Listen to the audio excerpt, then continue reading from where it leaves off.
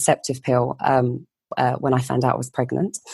And I then noticed after having my first child that incredible painful periods, and I was bleeding for 15 days again. And that feeling of fatigue and general unwellness was all coming back. So I went back to the doctors, and it was said that I should probably go on the contraceptive pill again to try and regulate it because I'd had these problems before. So, I mean, I was just at a loss end at the time and just really wanted something to sort it out because I'd spend 4 days in bed and with young children, it's just kind of not on. And obviously working as well. So I did go back on the contraceptive pill, and that did help. I then came off it again to have my second child. And after my second child, I had a bit of a very full-on birth, and I had some complications. But after my giving birth to my second child, that same period came back. I was now bleeding for, I think, 17 days was one of the days, actually, one of the months I bled for. And it was just awful. And at this moment, obviously, I was still looking after my dad. My dad was alive at the time, but I just didn't have time to really tap into my own what was going on with me. So I kind of just put up and shut up, Lenice, with it, if I'm honest. And I was coping with diarrhea every month, really bad thrush. I was constantly feeling very faint for those first 2 days that I was on my... And I suppose I just spent years of just, well, this is what my period is. This is, I'm just that unfortunate one that has really bad pain, poor me. Because I had other friends that just would get a dull ache for a couple of minutes and then bleed. And then I'd have other friends that were kind of pretty much like me. So I just was, I suppose, I don't know if society had taught us or it was just that it was just accepted. I'd accepted that, okay, I'm going to have diarrhea every month. I'm going to have thrush. These are things that I just need to kind of cope with. It was then, obviously, through my business with CBD, more and more people coming to me saying this has really helped with my hormonal outbreaks on my skin. A lot of people had found benefit with acne. And then it just started to stem into more and more things. And the more and more research that was emerging in the cannabinoid industry, not really in the UK, but more from Israel and other parts of the world, I was seeing the relation of how it could be linked. CBD, cannabinoids, the endocrine system, the endocannabinoid system. So I took some time out, Lenice, and thought, you know what, I'm going to start looking at myself and the ailments that I'm going through and just try to work out what's going on. And I done that. It's probably not the thing that you should do, but I done that thing of I kind of self-diagnosed myself and said, right, I think I've got endometriosis. And I went to the doctors and I went in there and I said to them, a quick brief outline, how I've just done to you of my history. And I was kind of fobbed off. It was just some periods can be painful, I was told. It could just be something I'm experiencing from giving birth. And I was really just fobbed off. I waited a few months and then I had a really, really bad outbreak where I was rushed to A&E.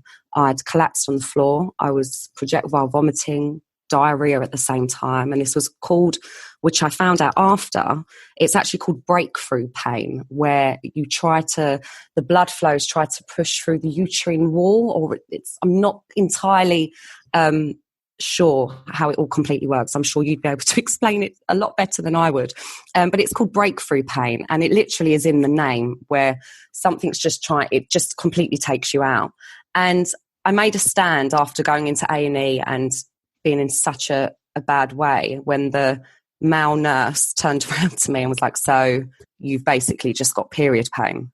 And I just looked at him and I was like, this is really not just period pain. And I just took the time to really dig my heels in, if I'm honest. I had to print off articles. I had to show my reasonings as to why I thought this is what I had. And it did pay off. I was one of the lucky ones that on the second doctor that I did see, he was amazing and he really did listen and he really helped, and he gave me that referral to the doctor that I needed to see at the Whittington Hospital in North London, and I got my diagnosis. But I got mine quite quickly. I hear of friends that have been 8 to 10 years that have took a really long time to get their diagnosis. But I honestly believe with my mum being a nurse and having doctors and physicians in my family that I just really took that. Right, I'm going to print off the file. I'm going to get dividers and put all the research into into pockets for them to read if they need. But I really had to push hard to get that diagnosis. There's so many things that in what you've said that I want to highlight. I think the first thing is that you said that you thought that this is what your period was, and you accepted that this was your normal. I mean, that really struck me, because the everything that you've gone through and everything you've described with the diarrhea, the thrush, the fainting, and then even having that experience of breakthrough pain, and going to the hospital and having the male nurse say in a kind of dismissive way, "Oh, so you've just got period pain." I mean, just how dare he? It was just, and it was after, it's that initial meeting. So when you go into A&E, you have your first initial meeting before you then get seen by the consultant or doctor. So I get that it's 1 in, 1 out, and it's quite a quick thing, but you go in and, you haven't got long in there. So I was trying to be quite blunt, concise. This is what's going on. This is what's happened today. I fainted. I've projectile vomited. Incredibly bad pain, stomach. I'm on my period. And his exact words were, "So you're basically on your period." And it was just, it was just such a kick in the stomach. And I couldn't even cry because I'd already cried so much because I was in so much pain, But that was the moment for me that I thought, no, I'm not having this. I'm just going to keep screaming and shouting and keep making doctor's appointments until somebody listens to me. But it pretty much was me, Lenice, going in and going, "I think I have this," and me just getting a doctor going, "Okay, I hear you. I understand that you've really looked into this. You understand your own body. You feel quite strongly about this. I can see why you would. There's a lot of correlations there." And then him sending me on my way for me to then get the diagnosis of adenomyosis and also fibroids on both ovaries. So I have this as well. But yeah, it wasn't a nice moment. No. So you originally thought that you had endometriosis. I did. Can you talk us through how they diagnosed, what were the medical process that you went through to get your adenomyosis diagnosis? I suppose that day for me was probably, it wasn't painful for me at all, if I'm honest. She was very gentle, the lady, with all the internal examinations that she'd done beforehand, before you go through the procedure.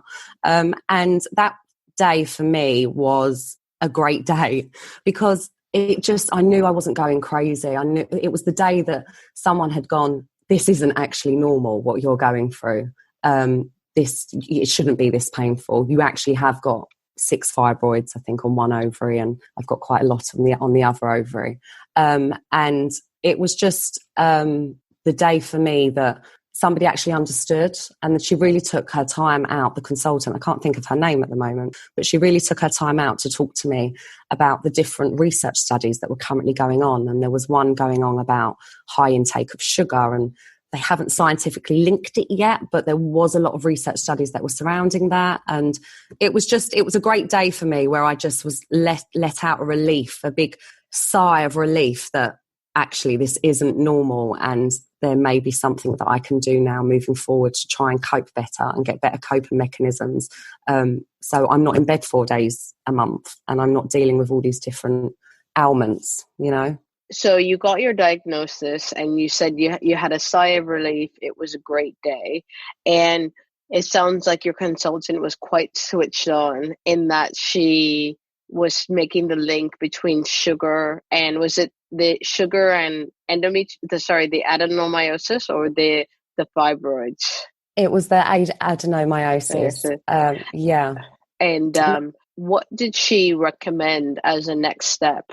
Well, I spoke to her that I kind of wanted to try and do as much as I could through diet. Was there any changes that I could do through diet? And that was one of the main things she said to me, was although it wasn't scientifically proven yet, there was a lot of research studies that were showing that a high sugar intake may contribute to adenomyosis. Now, I myself, when she said this, knew that I had a huge high sugar intake. I was probably drinking up to 10 cups of tea a day with 2 great big spoons of sugar in. I mean, now we do the maths on that. It's just absolutely ridiculous.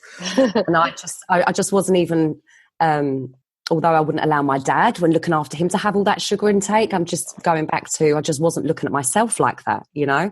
I was just seeing myself as, well, you know, I'm a young, well-fit person that, you know, has, you know, I have the odd period pain, and obviously it was getting worse at the time, but I just didn't see how much sugar that I was actually having, but it was really having a massive impact. So I started to cut sugar out pretty much straight away.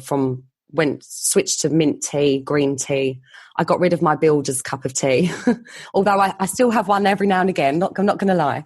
But I really cut the sugar out. And I noticed a relief in my symptoms within kind of the first 2 to 3 months of me cutting sugar out. Now, I hadn't done anything else, only cut sugar out. So I really did feel the benefit of doing so. And she was great because she also really went in depth on showing me the scans. She showed me how the fibroids show up on the scan, like how the adenomyosis looks, and it was like dark black patches on my womb. And she explained to me the breakthrough pain, the reason why I was fainting. You faint because the body just can't cope with that pain. It's such a horrific pain that the body just cuts out, you know.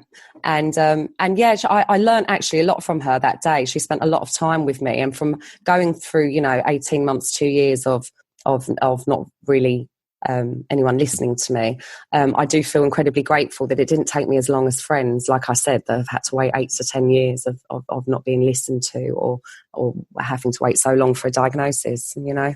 You're really lucky to have such a knowledgeable consultant who was able to make these connections, and who was able to guide you through your scans and show you everything in such a compassionate way. I think we have to ask questions. I think I'm that person anyway that's sitting there going, so why have I got this? Or why? I look at somebody like my nan. When my nan goes into the doctors, you know, she cracks me up. She'll go in and, you know, she'll tell them the problem, and whatever they say to her, that's okay, thank you, doctor, goodbye. And she just, you know, and she just takes everything face value, you know, whereas I'm really intrigued by how the internal systems of the body work. I'm really intrigued as to how we can impact it through food and diet, and through other external factors, i.e.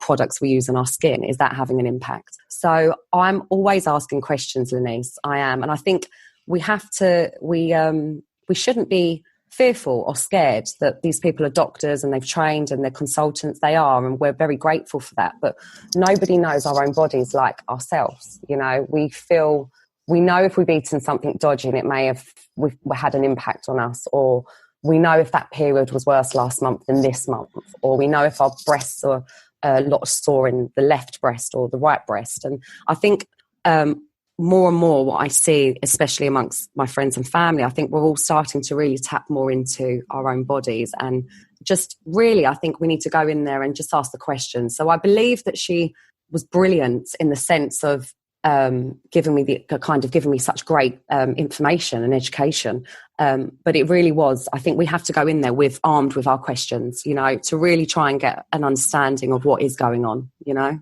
Yeah, absolutely. I'm very much about taking a very empowered approach when you go to GP, and making sure that if you get you only get 10 minutes, but you're using that 10 minutes to the best of your ability, and going in there armed information, symptoms, even like a timeline if that's available. Yeah. I just want to go back to what you were saying about how you then started to you got your diagnosis, and you started to food and diet and the products that you're using on your skin. And so did you do a big overhaul of your diet? You mentioned cutting out the sugar. Well, I did. I actually did. I straight away went to pescatarian. So I cut out red meat. I cut out chicken. I just started to eat fish. I really upped my intake of green leafy vegetables, because I just done a lot of my own research. I'm not telling other people what to do, but it's just what worked for me at the time.